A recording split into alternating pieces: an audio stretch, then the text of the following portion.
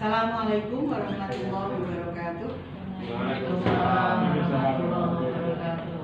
Alhamdulillahirabbil alamin. Teman-teman SMA 7 yang saya hormati, alhamdulillah pagi hari ini kita dapat berkumpul dalam keadaan sehat, dan perkenankan kesempatan kali ini saya akan melakukan pengimbasan tentang materi yang saya terima di kegiatan PGP, yaitu mengenai budaya positif.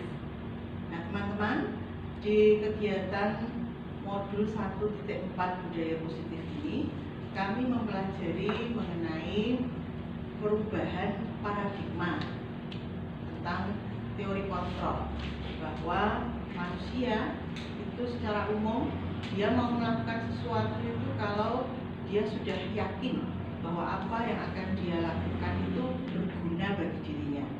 Jadi kalau dia belum yakin, maka motivasi dari luar itu belum tentu bisa masuk kepada dirinya, dan dia kalaupun melakukan maka dia akan setengah hati. Nah oleh karena itu penting sekali kita mempelajari teori kontrol ini.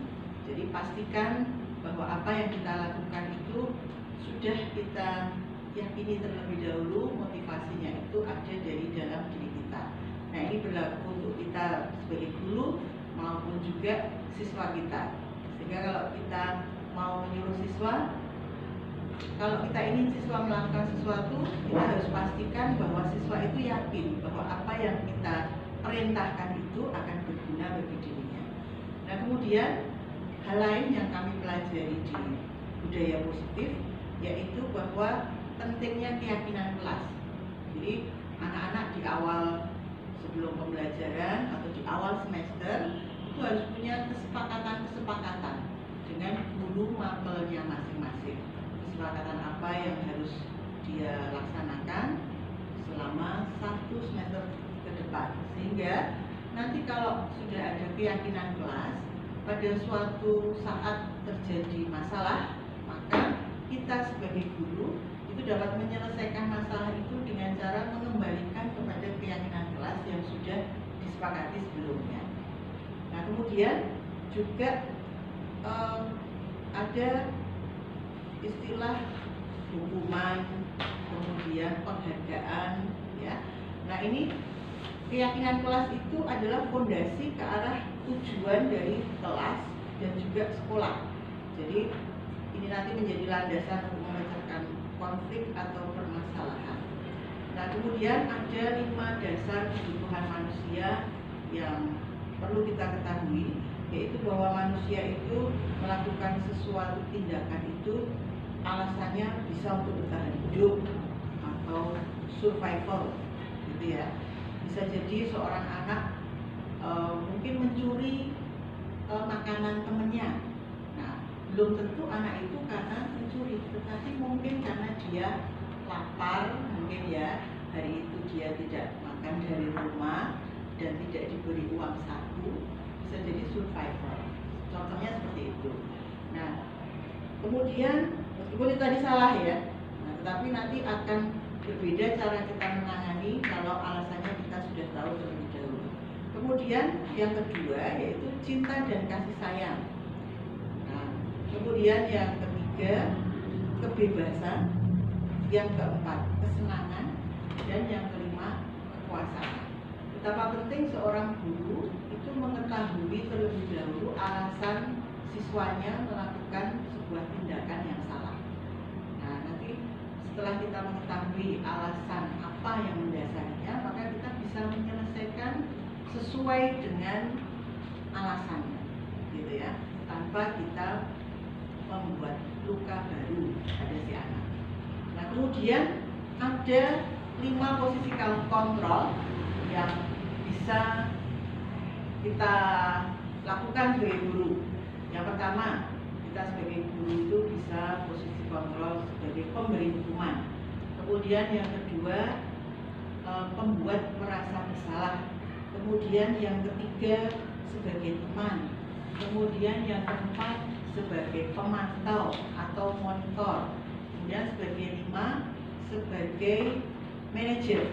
Nah, ada posisi guru sebagai penghukum atau pembuat orang merasa bersalah, ini sebetulnya posisi yang kurang tepat. Mengapa? Karena pada waktu anak melakukan sebuah kesalahan, itu bisa jadi dia itu punya permasalahan secara emosi atau kebutuhan dasar yang tidak terpenuhi. Jadi misal anak membuat gaduh di kelas, nah itu bisa jadi karena memang membutuhkan kasih sayang dan perhatian dari guru. Sehingga kalau anak membuat gaduh di kelas langsung dimarahi, maka kita tidak akan bisa menyelesaikan masalah dan justru akan menambah beban psikologis anak. Ya, jadi sudah kebutuhan dasarnya tidak terpenuhi, kita juga sebagai guru tidak bisa menyelesaikan masalah dengan sesuai. Nah, kemudian dari 5 posisi kontrol yang sudah kami sampaikan tadi, ada posisi kontrol yang paling pas kita terapkan sebagai guru, yaitu posisi manajer. Sehingga sebagai manajer kita bisa menyelesaikan sebuah masalah baik itu di dalam sekolah maupun di lingkup kelas itu dengan urut menggunakan segitiga restitusi. Nah, apa itu segitiga restitusi? Segitiga restitusi itu adalah langkah-langkah yang bisa kita lakukan atau tahapan yang bisa kita lakukan untuk melaksanakan disiplin positif atau bisa menyelesaikan sebuah kasus dengan disiplin positif. Nah, adapun tahapan di dalam segitiga restitusi itu yang pertama adalah menstabilkan identitas. Jadi yang pertama menstabilkan identitas. Pada waktu ada sebuah kasus di dalam kelas, maka tugas kita adalah menstabilkan identitas dengan memberikan pertanyaan yang bisa mengarahkan siswa atau menenangkan siswa, ya, bahwa kita itu berada di pihaknya. Kita tidak menyalahkannya, tetapi kita ingin mencari solusi bersama. Kemudian yang kedua yaitu validasi tindakan. Siswa kita tanya apa tadi kesalahan yang dia sudah lakukan, sehingga siswa bisa menjawab, ya, kesalahannya adalah ini, gitu ya.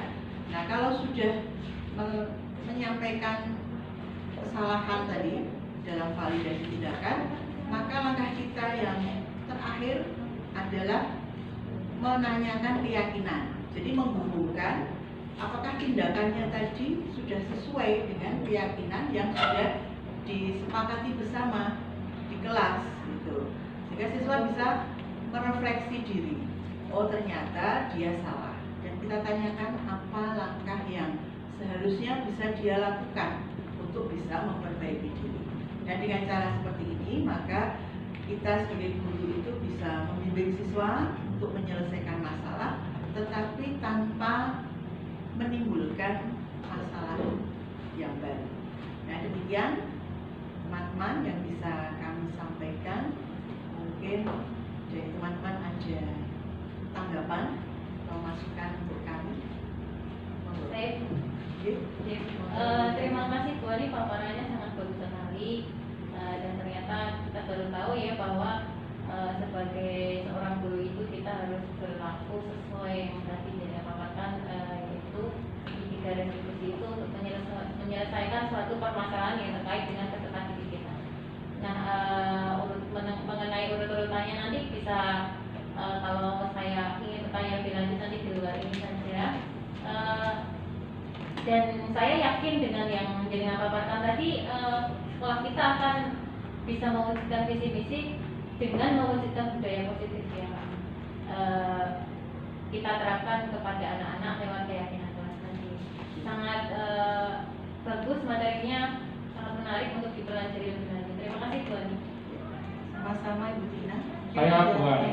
Oke, Pak Sikit. Saya juga sangat setuju dan menginspirasi sekali tentang gunanya keyakinan kelas itu, atau peraturan-peraturan pertama kali kita ketemu dengan siswa itu harus kita tegaskan dari awal.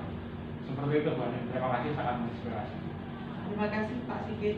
Oke, kalau sudah tidak ada tanggapan lagi, kita cukupkan pertemuan kita hari ini. Semoga Bapak Ibu selalu tetap sehat dan semangat dalam